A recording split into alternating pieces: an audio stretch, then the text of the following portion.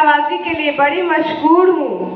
Please stay a bit longer. Please कुछ देर तो और ठहरिए. No, thank you. Actually, I am hopefully busy enough today. नहीं जी, बहुत शुक्रिया। आज मैं घर पर बहुत मशरूफ हूँ। Want you take another cup of tea? क्या आप एक कप चाय मज़ीद लेंगी? No, that's enough. नहीं, बस काफी है। Sorry, I could not entertain you. Will you did not take much? मुझे अफसोस है कि मैं आपकी बेहतर तवाज़ु न कर सकी। आपने कुछ ज़्यादा नहीं खाया। No, it's not ridiculous. That's wrong. But it's all about drinking में over here. नहीं, ऐसा नहीं है। खाने पीने की चीजों की कोई अहमियत नहीं होती। ये आपकी मोहब्बत है जो मुझे यहाँ खींच लाई है। Anytime dear, make it your home. प्यारी, आप जब जी चाहे आए, अपना ही घर समझे.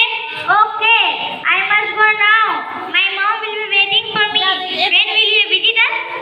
अच्छा, अब मैं चलती हूँ। मेरी अम्मी मेरे इंतजार कर रही होंगी। आप हमारे घर कब आएंगी?